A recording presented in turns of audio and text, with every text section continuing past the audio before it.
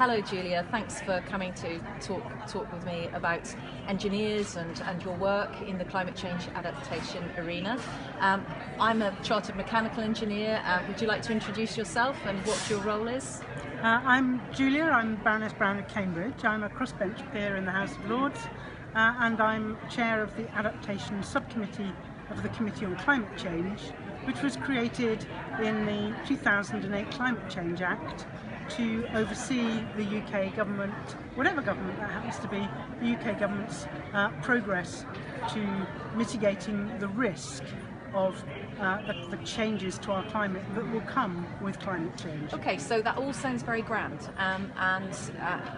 but getting it down to sort of how that affects all of our lives, for maybe some of our audience.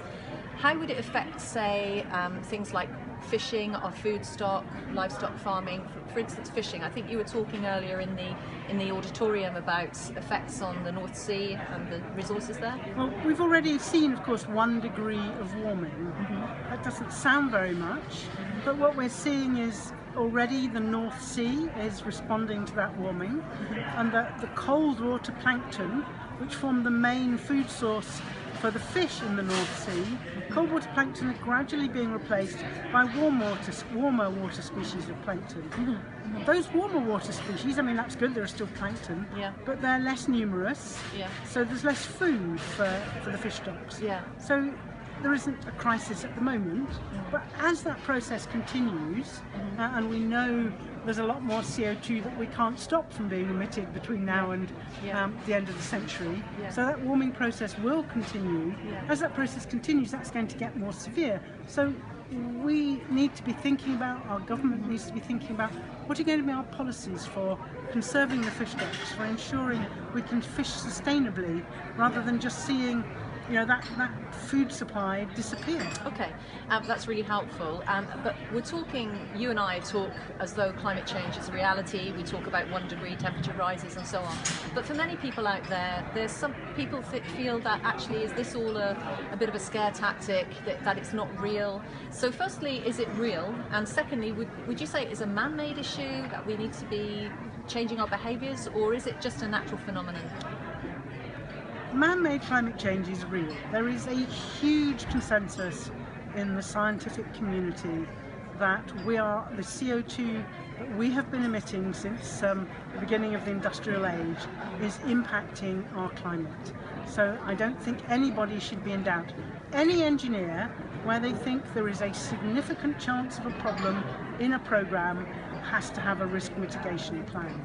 So given that the scientific community is more than 95% sure this is happening and it's man-made, as an engineer that says whether you believe it or not, you need a risk mitigation plan. So you need to be reducing the CO2 we emit, and you need to be thinking about how do we make sure that our communities are adapted to the climate change that is coming.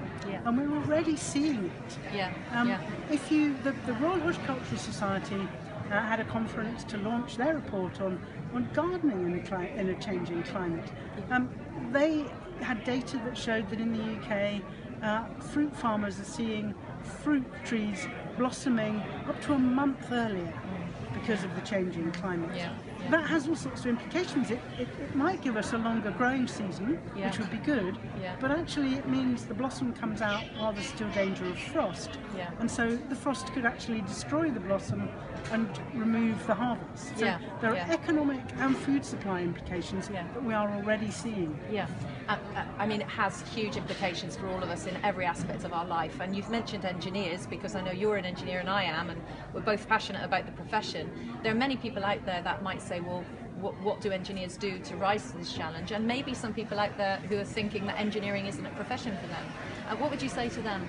Well, I'd say to solve this problem and to reduce the CO2 emissions and to mitigate the risks that we've already got from rising temperature and a more erratic climate, we desperately need engineers. It's going to be a very exciting time for engineers. We need new vehicle technologies. We need new ways of developing better batteries and storing energy. Yeah. We need new and bigger offshore wind turbines so that we don't have to have as many and we can generate the energy more cheaply. Masses of engineering jobs.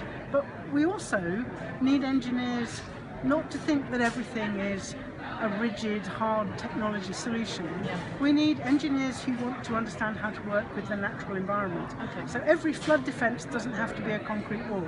Maybe some of them could be trees. Yes. Maybe some of them could be sustainable drainage. Okay, I understand. And sorry to cut you off, but we need to finish a short bite-sized media clip. Finally, if you were to look to camera and you were talking to young people who are worried about climate change or not sure about climate change, or maybe people who want to be engineers, what would you say to them if you look to camera now? What do they need to do?